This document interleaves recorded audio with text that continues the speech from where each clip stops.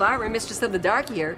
You know, for movie fans, there's nothing more fun than seeing two legendary Hollywood creatures face off in a vicious, deadly battle to the finish. Who could forget Frankenstein versus the Wolfman? King Kong versus Godzilla? Ted Turner versus Rupert Murdoch? And now, there's a new gruesome twosome who are the scariest, the deadliest, the baddest monsters in movie land. No, I am not talking about the Olsen twins. I'm talking about Alien versus Predator. From the darkest reaches of outer space, the extraterrestrial killers of Alien and the malevolent warriors of Predator have been thrilling movie audiences for over 20 years. Although the two didn't clash on the big screen until 2004, they have a long history of battling in comic books, action figures, video games, and collectibles. The inspired teaming of these outer space titans first took shape in 1989 during an executive meeting at Mike Richardson's Dark Horse Comics. We were in a meeting trying to discuss what kind of a team-up we could do with DC Comics, the publishers of Batman and Superman and many other characters that people are familiar with. And one of our editors said, "We're publishing Aliens, we're publishing Predator, Aliens versus Predator," and everybody's eyes got big. 20th Century Fox, which controls the licensing for both movie franchises, enthusiastically greenlit the Aliens vs. Predator comic book. It quickly became a monster hit. It's probably the most successful series we've ever done. We've sold millions of copies.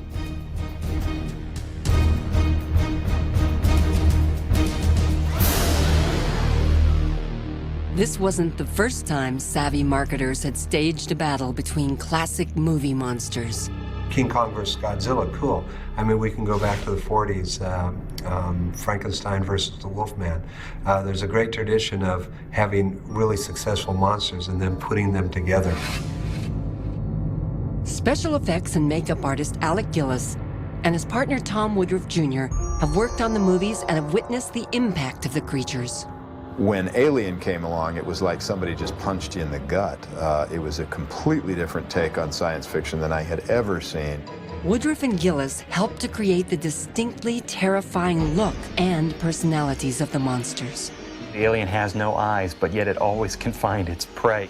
And that makes it a formidable creature because you're not sure, you don't know how to combat something that you can't understand. So you really have no way of hiding, no way of outsmarting it. Predator was an ass-kicking hunter who was ripping people's spines out and, you know, using every cheat he could. He's kind of a bad sport, actually. He'll blow you up, he'll tip the chess table over, which makes him all the more dangerous. On the heels of the hit Aliens vs. Predator comic book, the 1990 film Predator 2 gave a nod to the pairing of the two monsters by displaying an alien skull in the trophy room of a Predator spaceship. Fans of the two series also gobbled up an endless stream of video games, action figures, and toys featuring the monsters. Screenwriter Willie Goldman started his collection as a teenager. When I saw Alien, there was just something about that world that was just so real and so functional and dirty and gritty, and I don't know, it was just very sexy. So I went out and I bought an action figure or two. And it was like a snowball rolling downhill. It just grew and grew and grew, and over time, it's mushroomed into this huge sort of collection of Aliens memorabilia. I just think they're two of the most iconic characters created, you know, in the past 20, 30 years. I mean, these monsters are great. I mean, they're scary, they seem real, they seem functional. I mean, the Predator's got those great mandibles that'll just come out and grab you, and, you know, that Alien's got that tongue that'll just, you know, go right into your forehead and take your brain out of your skull. It's just, it's neat, it's visceral, it's fun, it's scary. Willie's collection includes a pulse rifle designed by James Cameron, director of the 1986 shocker, Aliens. The pulse rifle seems to be everyone's favorite sort of piece of memorabilia. It was the weapon that the Marines used in the second film when they went in and they fought the alien.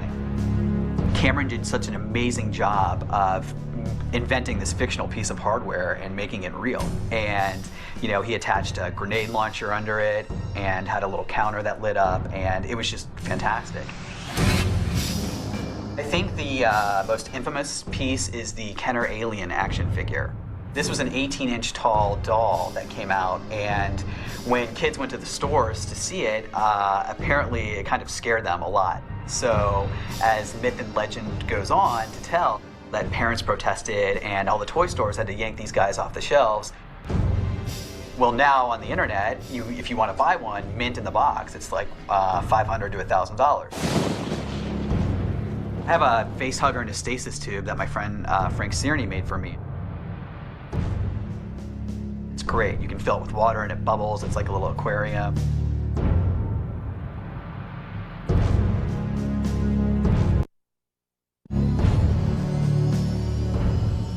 The dropship, personally, is my favorite science fiction craft ever.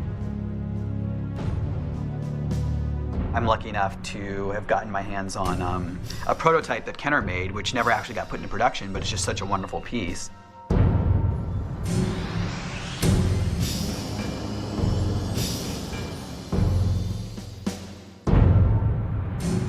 There's a great line of collectibles, these polystone collectibles that Palisades has been doing, and they're just, they feature the Predator in all these wonderful poses. You know, slit up and, you know, bleeding neon green. And those are just really fun. The concept of aliens versus Predator was also a natural for video games. I think the video games are great because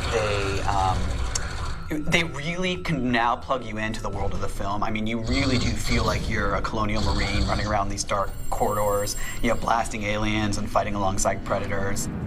As executive producer for Vivendi Universal Games, David Stalker knows firsthand how games like Aliens vs. Predator 2 can trigger the same kind of terror and excitement created by the movies. It was very important for us to nail that atmosphere, to nail that you know, the visuals, you know, the visual effects that made it look just like the movies. So there's a lot of close scrutiny to the various movies and trying to make sure that things follow logically from what's established in those movies. There's less time taken out for story aspects. It's mostly about action. It's mostly about driving the player forward and exciting them and making them feel emotion, whether it's fear, you know, feeling energized, feeling angry, or you know, just feeling very happy at the experience.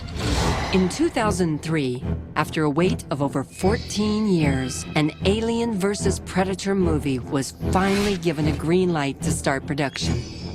It's a sequel to Predator and a prequel to Alien, but it's also owes a lot to the computer game and the comic book series, which were very popular.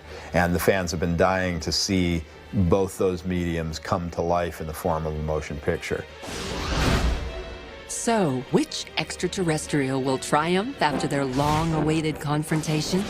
No matter which space baddie walks away from the battle, it's clear that the fans of Alien vs. Predator are the ultimate winners.